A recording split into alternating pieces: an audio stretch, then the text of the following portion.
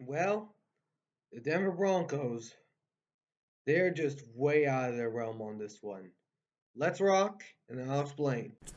Please be sure to like and subscribe on this video for more day-to-day update content. For now, enjoy the video.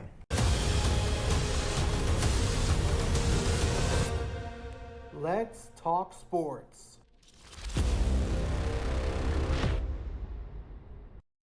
What's going on, guys? My name is Antonio, and welcome back to the All Around Sports Podcast.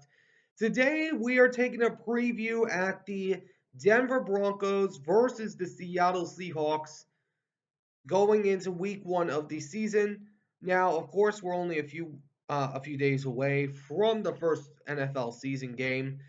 Yeah, so I thought I'd make this video early since this is one of the videos I'll be calling for live play-by-play purposes because I'm a fan of the Seahawks.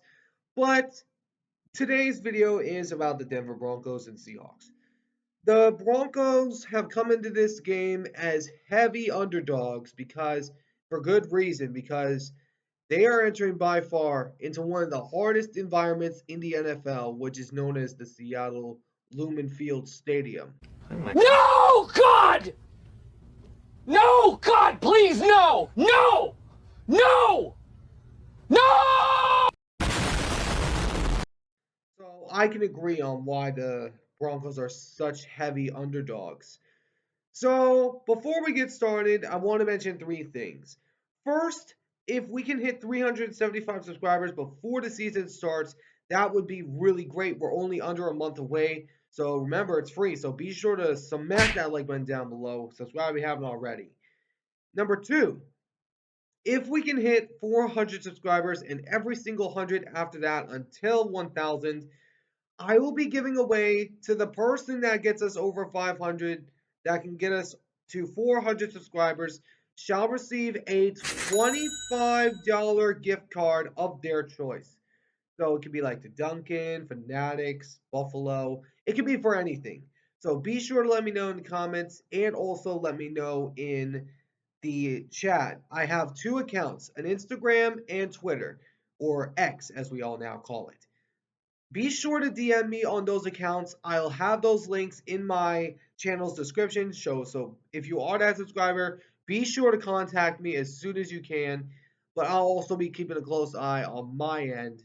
But anyways, and last thing, unfortunately, because of my work schedule, I'm not allowed to say exactly what it is. I will unfortunately not be able to do any of the primetime games this season, but I will be able to do some of them if they are on holidays or, of course, my team. So here's what I'm going to do instead. As we all know, the Seahawks versus Denver is going to be the first game I'm going to be calling. But in the morning, I will also be doing another game. So that game will be the Steelers taking on the Falcons. This one I chose because it's new quarterbacks in new locations, and Russell Wilson I kind of want to see lose to the Falcons. But other than that, I'll have those links down in the comment section below in the description for when those links are posted for when I'm going to do those live streams. So be sure to check it out and tune in whenever you're able to.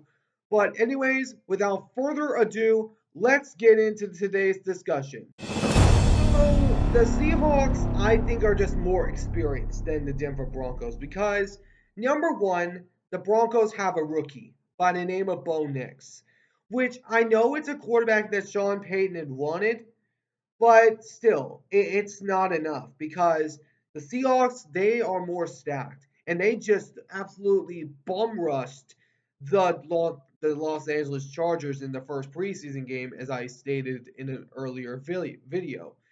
But other than that, let me go over some interesting stats on Geno Smith. Now, lots of people don't know this.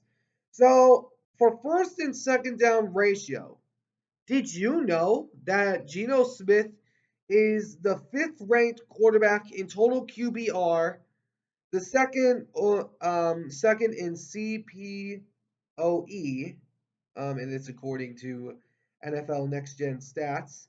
And then EPA dropback is ranked second in the league for first and second down. But when it comes to third down, that's when he tends to lower. For when he's on third down, his QBR is ranked 21st in the league, along with CPOE in 17th in that category on third down. EPA and dropback is ranked 22nd in the league, which ain't bad. He's not bad at all. Geno Smith is really decent.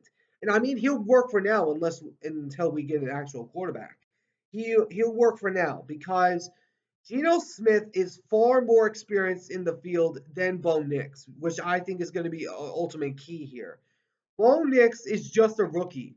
Geno Smith has been in the NFL for years. He has been in the NFL for longer than I can even count. But Bo Nix is beyond out of his class because the fact is, the last time the Seahawks met the Broncos in the first week game was 2 years ago when the Seahawks absolutely smacked the Denver Broncos in the face.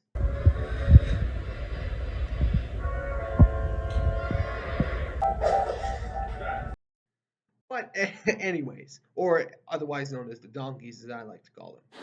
But anyways, the Broncos defense still has a lot of holes.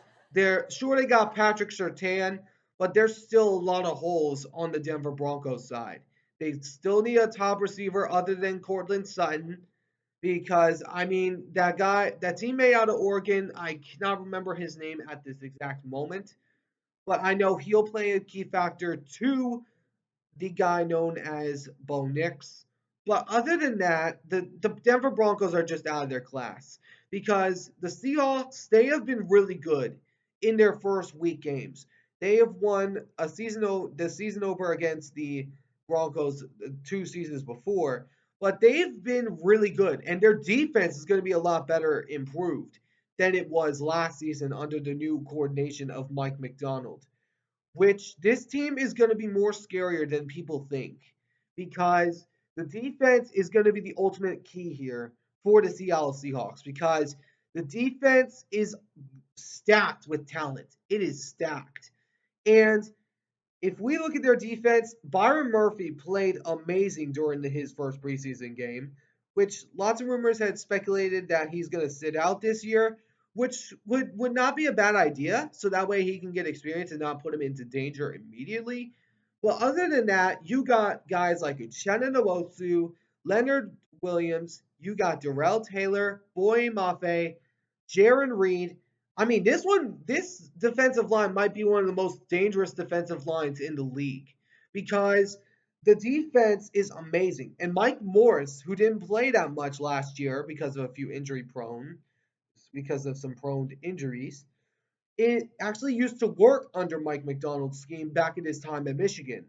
But other than that, this offense, the defense is going to be really good. I have very good hope that the defense will improve. As for the offense, though, excuse me, I do think they're going to improve because the Seahawks, they went out there and recently got Connor Williams.